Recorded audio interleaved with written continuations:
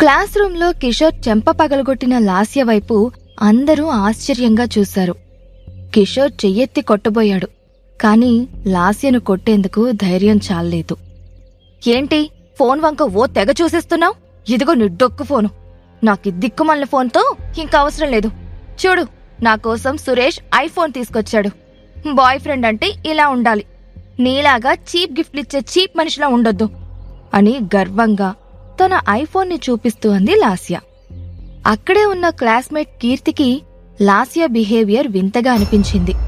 లాస్య, ఏంటి కిషోర్ లాంటి మంచివాడు ఎక్కడైనా దొరుకుతాడా అని క్వశ్చన్ చేసింది. ఒసేయ్, నువ్వు నోరు మూసుకో. ఇది నీకు అనవసరం. మంచితనం ఉంటే మడిచి పెట్టుకోమను అని సీరియస్గా అరిచింది Lasya. Lasya, behave your self. తను ఎంత కష్టపడి నీకా ఫోన్ కొనిచ్చాడో నీకు తెలుసు కదా. Almost 3 months part time job చేసి నీకోసం కష్టపడి డబ్బు కూడబెట్టి ఆ ఫోన్ నీకు గిఫ్ట్గా ఇచ్చాడు. నీకు హెల్త్ బాలేక హాస్పిటల్లో అడ్మిట్ అయినప్పుడు కిషోర్ ఎంత విలువిల్లాడాడో చూడలేదా? నీకోసం పడ్డ బాధ, నీకోసం చేసిన సేవ అన్నీ ఎలా మర్చిపోగలవు అని లాస్యను నిలదీసింది. హా, చేశాళ్లే బోడి సేవ.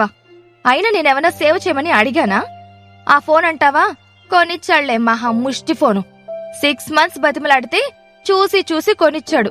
అదే సురేష్ చూడు, అడిగి అడగంగానే ఓవర్ నైట్ నాకోసం ఐఫోన్ తీసుకొచ్చాడు. అయినా ఫస్ట్ నువ్వు నాతో మాట్లాడే పద్ధతి మార్చుకో. నేను ఇది వరకట్లాగా ఈ పూర్ కిషోర్ గర్ల్ ఫ్రెండ్ని కాదు. ఇప్పుడు నేను సురేష్ గర్ల్ ఫ్రెండ్ని అని ప్రౌడ్గా అంది లాస్య. అప్పుడే లాస్య నడుం మీద చెయ్యి వేసి, రై లూజర్, ఇక నుంచి లాస్య నాది. అది నువ్వు బాగా గుర్తుపెట్టుకో, అర్థమైందా అని కిషోర్తో అని అతని కళ్ల ముందే లాస్య లిప్స్ను తన లిప్స్తో కావాలనే కిషోర్ ముందు సురేష్కు బాగా రెస్పాండ్ అవుతూ లిప్ లాక్కి సహకరించింది. హే సురేష్, ఏంటి రొమాన్స్? ఇది క్లాస్ రూమ్. నువ్వింకోసారి ఇలా బిహేవ్ చేస్తే నేను ప్రిన్సిపల్కి కంప్లైంట్ చేస్తాను, జాగ్రత్త అని అరిచింది ఫ్రంట్ రోలో కూర్చునున్న ఒక అమ్మాయి. ప్రిన్సిపల్ పేరు వినగానే సురేష్ లాస్యతో తన కిస్సింగ్ సీన్ స్టాప్ చేశాడు. బేబీ, పద మనం బయటికెళ్దాం, ఎలాగో లంచ్ టైం అయింది కదా అని కిషోర్కి వినిపించేలా గట్టిగా చెప్పాడు. నువ్వు పద, నేనొస్తాను అని అంది లాస్య మొహమాటంగా. ఓకే, కాని త్వరగా వచ్చేయ్, నేను నువ్వు లేకుండా ఎక్కువసేపు ఉండలేను డార్లింగ్ అని లాస్యను హక్ చేసుకుని కిషోర్ వైపు చూసి వెకిలిగా నవ్వుతూ బయటికెళ్లాడు సురేష్. కిషోర్, ఇప్పటి వరకు మన మధ్య ఏం జరిగిందో నాకు అనవసరం. కానీ ఇప్పుడు నేను సురేష్తో ఉంటున్నాను. పాత విషయాలను అడ్వాంటేజ్గా తీసుకోవాలని ట్రై చేస్తే మాత్రం ఊరుకోను, జాగ్రత్త అని కిషోర్ వంక అసహ్యంగా చూసి బయటకు వెళ్లిపోయింది లాస్య. తల కూడా పైకెత్తకుండా కామ్గా కూర్చున్న కిషోర్ను చూసి బాధపడిన కీర్తి, కిషోర్, ఆర్ యు ఓకే అని అడిగింది.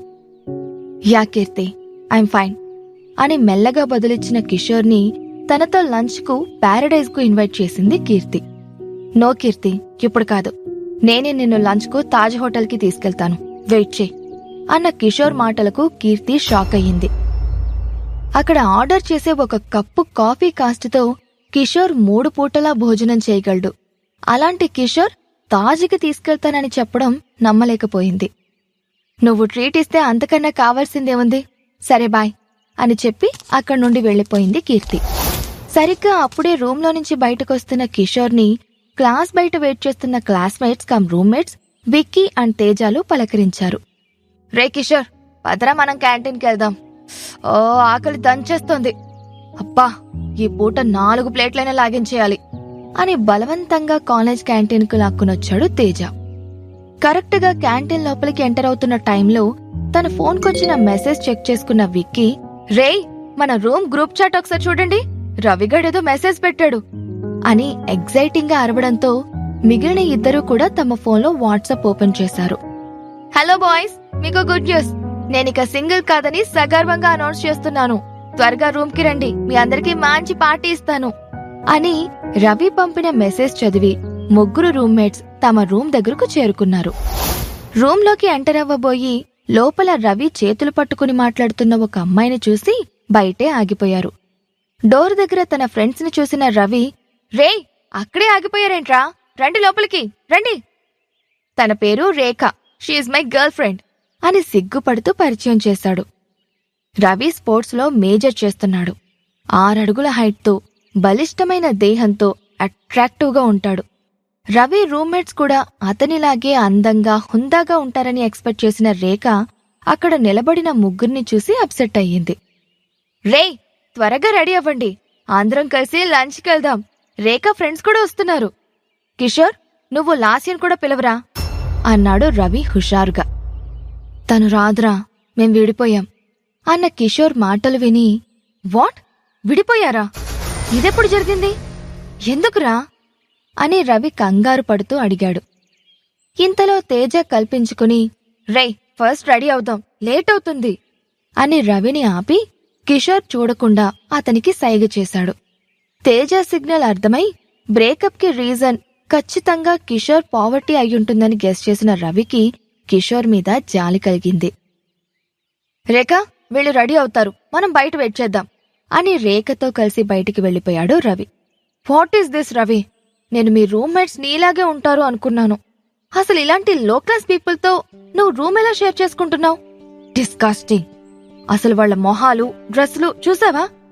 ఇప్పుడు వీళ్ళని తీసుకెళ్లి నా ఫ్రెండ్స్ కి ఏ మొహం పెట్టుకుని పరిచయం చేయను అంది కోపంగా. రేఖ మాటలకు ఇబ్బందిగా ఫీల్ అయిన రవి, ఓహ్ రేఖ, మనం వాళ్ళని జస్ట్ లంచ్కి తీసుకెళ్తున్నాం, పెళ్లి చూపులకేం కాదు కదా, దానికోసం ఎందుకింత ఫీల్ అవుతున్నావు అని రేఖను కూల్చేయడానికి ట్రై చేస్తూ అన్నాడు. మా ఫ్రెండ్స్ వీళ్లలాగా కేవలం ఫుడ్ కోసం వస్తున్నారనుకుంటున్నావా? వాళ్ళు చెప్పకపోయినా వాళ్ళ ఉద్దేశం నాకు బాగా తెలుసు. నువ్వు అందగాడివి కాబట్టి నీ రూమ్మేట్స్ లో ఎవరైనా వాళ్లకు బాయ్ ఫ్రెండ్ గా పనికొస్తారా అని టెస్ట్ చేయడానికి వస్తున్నారు. వీళ్ళు చూడెలా ఉన్నారో అంది చిరాగ్గా. డార్లింగ్, నేను స్పోర్ట్స్ మేజర్ని. లాస్ట్ మినిట్ లో అరేంజ్ కాకపోవడంతో వీళ్లతో పాటు రూమ్ అలాట్ చేశారు. వాళ్ళు రిచ్ కాకపోవచ్చు, బట్ దే ఆర్ డీసెంట్. ఏమో, మీ ఫ్రెండ్స్ లో ఎవరికో ఒకరికి మా వాళ్ళు నచ్చొచ్చు అని క్యాజువల్ గా అంటున్న రవితో, నీకు తమాషాగా ఉంది కదా, వీళ్ళని తీసుకువెళ్లడం నా వల్ల కాదు. Please Ravi, lunch program cancel అయిందని చెప్పు ప్లీజ్ అంది రేఖ. ఛే రేఖ, నేను అలా చెప్పలేను. అయినా జస్ట్ ఒక లంచ్కి ఎందుకు నువ్వు అంత స్ట్రగుల్ అవుతున్నావు? ఇప్పుడు కాకపోతే రేపైనా నా ఫ్రెండ్స్ వీళ్ళని మీ వాళ్లకు తెలీదా అని విసుక్కున్నాడు రవి. ఓకే, నీ ఇష్టం, కానీ అక్కడ ఏ గొడవ జరిగినా నాకు సంబంధం ఉండదు అంటున్న రేఖ ఫోన్ మోగడంతో దూరంగా వెళ్లి కాల్ లిఫ్ట్ చేస్తుంది. హే దీపిక, ఓకే మీరు వెయిట్ చేయండి, మేము వస్తున్నాం. వాళ్ళ గురించి నన్ను అడిగే కంటే డైరెక్ట్ గా మీరు చూస్తేనే బెటర్ అని ఫోన్ పెట్టేసింది రేఖ. అప్పుడే రెడీ అయి రూమ్లోంచి బయటకొచ్చిన రవి ఫ్రెండ్స్ ని చూసి ఇరిటేట్ గా ఫీల్ అయింది. తేజ, విక్కీలు ఫ్రెష్ గా రెడీ అయ్యి డ్రెస్ చేంజ్ చేసుకున్నారు. కాని కిషోర్ మాత్రం ఆ పాత డ్రెస్ లోనే నిలబడ్డం చూసి ఇబ్బందిగా ఫీల్ అయ్యింది రేఖ. మా ఫ్రెండ్స్ అంతా ఆల్రెడీ రెస్టారెంట్ లో వెయిట్ చేస్తున్నారు, మీరు కొద్దిగా డ్రెస్ చేంజ్ చేసుకుంటే మనం త్వరగా బయలుదేరదాం అని కిషోర్ ని రిక్వెస్ట్ చేసింది.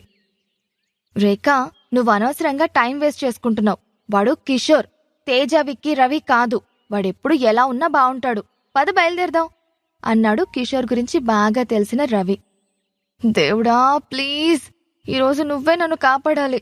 వీళ్ళ గెటప్ చూస్తే ఇవాళ ఖచ్చితంగా నా పరువు తీసేలా ఉన్నారు. వీళ్ళిలా ఉంటారని తెలిస్తే అసలు లంచ్ ప్రోగ్రామే పెట్టేదాన్ని కాదు అని మనసులో అనుకుంటూ కామ్గా అందరితో కలిసి రెస్టారెంట్కి బయలుదేరింది రేఖ. హోటల్కి చేరుకున్న దీపిక, మానస, వందన ముగ్గురు రేఖ కోసం వెయిట్ చేస్తూ తమ కోసం రిజర్వ్ చేసిన టేబుల్ దగ్గర కూర్చున్నారు.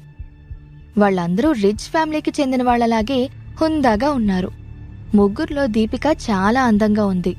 అందమైన నల్లటి పట్టులాంటి పొడవాటి జుట్టుతో, చందమామలాంటి ముఖం, చక్కటి పొడవాటి ముక్కుతో సినిమా హీరోయిన్లా ఉంటుంది. ఎప్పుడూ నవ్వుతూ తూలుతూ ఉండే దీపిక ఈరోజు ముభావంగా ఉండడం చూసి, దీపిక ఏమైందే, ఎందుకని అంత డల్గా ఉన్నావు అని అడిగింది మానస. నిన్న నేను మా డాడీతో కలిసి సిలికాన్ సిటీ బ్యాంక్ వెళ్ళానే, అక్కడొక ఈడియట్ విసిగించాడు అని విసుక్కుంది దీపిక. సిలికాన్ బ్యాంక్ అంటే only top most business mans మాత్రమే అకౌంట్స్ మెయింటైన్ చేసే బ్యాంక్ కదా అని అడుగుతున్న వందన వైపు ప్రౌడ్గా చూస్తూ, అవును, ఆ బ్యాంకులో అకౌంట్ ఓపెన్ చేయాలంటే మినిమం బ్యాలెన్స్ కోట్లలో ఉండాలి. మా డాడీకి ఆ బ్యాంకులో అకౌంట్ ఉంది, అప్పుడప్పుడు నేను కూడా మా నాన్నకి తోడుగా వెళ్తాను అంది దీపిక. ఓ, మీ డాడీ చాలా గ్రేట్. సిలికాన్ సిటీ బ్యాంకులో అకౌంట్ ఉందంటే మామూలు విషయం కాదు అని పొగిడింది వందన. అలాంటి పొగడ్తల కోసమే దీపిక కావాలని ఆ బ్యాంకు ప్రస్తావన తెచ్చింది. మరేమనుకున్నావే మా డాడ్ అంటే అని ప్రౌడ్గా నవ్వింది. అప్పటికే వాళ్ళొచ్చి హాఫ్ అన్ అవర్కి పైగా అయ్యింది. కూర్చుని చాలా విసుగొచ్చేసింది అందరికి. వాచ్లో టైం చూసుకున్న మానస, ఓ గాడ్, చాలా లేట్ అయింది. ఈ రేఖ ఏమో ఇంకా రాలేదు. ఇంకా ఎంతసేపు వెయిట్ చేయాలే? బాయ్ ఫ్రెండ్ తీసుకొస్తుందా లేక ఇంకేమైనా చేస్తుందా అని నీరసంగా పాకెట్ అద్దంలో తన మేకప్ సరిచేసుకుంటూ అంది. రేఖ అంటే గుర్తొచ్చింది. అబ్బా, ఏముంటాడే బాబు దాని బాయ్ ఫ్రెండ్. సినిమా హీరో ప్రభాస్లా భలే ఉంటాడు. 6 ప్యాక్ బాడీ, ఆ స్టైల్. రేఖ కమిట్ అయింది కానీ లేదంటేనా అన్న మానస మాటలకు మిగిలిన ఇద్దరూ గట్టిగా నవ్వేశారు. ఒసేయ్, ఏంటి గుటకలు మింగుతున్నావు? ఫ్రెండ్ లవర్ మీద మనసు పారేసుకుంటే కళ్ళు పోతాయి అని కసిరింది దీపిక. పోతే పోనీలేవే ఎదవకళ్ళు. రవిలాంటి వాడి కోసం ప్రాణం పోయినా పర్లేదు అని ఇంకా ఏదో అనబోతుండగా మానస నోటిని మూసేసింది దీపిక. నీకు పిచ్చి బాగా ముదిరిందే. రవి నొదలై. కావాలంటే రవి ఫ్రెండ్స్ వస్తున్నారుగా, వాళ్లలో ఎవరైనా బావుంటే సెట్ చేసుకుందాం. మనం కూడా ఎన్నాళ్ళని ఇలా సింగిల్గా ఉంటాం చెప్పు? మనకి ఒక బాయ్ ఫ్రెండ్ కావాలి కదా, చూద్దాం ఏమాత్రం అందంగా ఉంటారో అని చిలిపిగా కన్ను కొట్టింది దీపిక. అప్పుడే రెస్టారెంట్ ముందు ఆగిన కారులో నుంచి దిగిన రేఖ, రవి, నేను లోపలికెళ్తున్నాను, నేను ముందు వెళ్తాను, నేను వెళ్ళాక నువ్వు మీ ఫ్రెండ్స్ని తీసుకుని రా అని లోపలికి వెళ్ళిపోయింది. అంత పెద్ద హోటల్ని మొదటిసారి చూసిన విక్కీ, తేజాలు చాలా ఎగ్జైటెడ్గా ఫీల్ అయ్యారు. కిషోర్ మాత్రం ఎప్పటిలా క్యాజువల్గానే ఉన్నాడు. రేయ్, హోటల్ బయట నుంచి చూడ్డానికి ఇంత బావుంటే దీంట్లో ఫుడ్ ఇంకెంత బావుంటుందో. రవి, వదరా, త్వరగా వెళ్దాం, నాకు బాగా ఆకలేస్తోంది అని లొట్టలేస్తూ అన్నాడు తేజ. రేయ్, ఆపరా నాయనా నీ తిండిగోలా, ఇప్పటికే నా పోరి తెగ ఫీల్ అయిపోతుంది అని చిన్నగా నసిగాడు రవి. అది వినపడిన తేజ, నువ్వేం ఫీల్ అవ్వకు మామా, ఎవ్వరేం మాట్లాడినా తిండి విషయంలో తగ్గేదేలే అని స్టైల్గా అన్నాడు తేజ. రవి నవ్వి, సరే పద అని తేజ భుజం మీద చెయ్యి వేసి తీసుకెళ్లాడు. సరిగ్గా అప్పుడే, రేయ్, మీరు లోపలికెళ్ళండి, నేను వాష్రూమ్కెళ్ళేసొస్తా అని వాష్రూమ్ వైపు వెళ్లాడు కిషోర్. రవి, వాడింకా లాస్యం తలుచుకుని ఫీల్ అవుతున్నాడనుకుంటా, కాసేపయ్యాక వాడే వస్తాళ్లే, మనం లోపలికెళ్దాం పదా అని తేజ అనడంతో ముగ్గురు కలిసి లోపలికెళ్లారు. ఒంటరిగా లోపలికొస్తున్న రేఖను చూసి, హే రేఖ, ఏంటి హీరో అండ్ అతని హ్యాండ్సమ్ ఫ్రెండ్స్, త్వరగా చూపించివే తల్లి, ఆపుకోలేకపోతున్నాను అని కొంటెగా అడిగింది దీపిక. అక్కడ నువ్వు అనుకున్నంత సీన్ లేదులేవే తల్లి, నా వెనకే వస్తున్నారు చూడు, చూసి తారించు అని కామ్గా చైర్లో కూర్చుంది రేఖ. రేఖ మాటలు అర్థం కాక ఆమె వెనక వస్తున్న రవిని, అతని ఫ్రెండ్స్ని, వాళ్ల గెటప్స్ ని చూసి బిత్తరపోయారు రేఖ ఫ్రెండ్స్. ఆ ముగ్గురి మేకప్ మొహాలు మాడిపోయినట్టుగా వాడిపోయాయి. రవి విష్ చేసిన తర్వాత ఫార్మాలిటీకి కూడా విష్ చేయని రేఖ ఫ్రెండ్స్ బిహేవియర్కి డిసప్పాయింట్ అయ్యాడు రవి. రేఖ, రవితో అతని ముగ్గురు ఫ్రెండ్స్ వస్తారని చెప్పావు, ఎక్కడా అని అడుగుతున్న దీపిక అప్పుడే టేబుల్ దగ్గరికి కిషోర్ వస్తూ ఉండడం చూసింది. అతన్ని చూడగానే, హేయ్ యూ ఇడియట్, ఆఖరికి ఇక్కడికి కూడా వచ్చావా?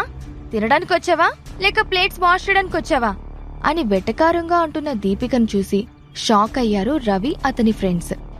ఆ అరుపు అవమానంగా అనిపించి కిషోర్ తలవంచుకున్నాడు. వెళ్లాలా వద్దా అని అక్కడే దూరంగా నిలబడిపోయాడు. కిషోర్ని చూసి గెట్ అవుట్ అని గట్టిగా అరిచింది దీపిక. కిషోర్ జీవితంలో ఏం జరిగింది అన్నది తెలుసుకోవాలంటే క్రింద ఇచ్చిన లింక్ ని క్లిక్ చేసి పాకెట్ ఎఫ్ఎం డౌన్లోడ్ చేసుకుని వినండి. సూపర్ హిట్ ఆడియో సిరీస్ శ్రీమంతుడు.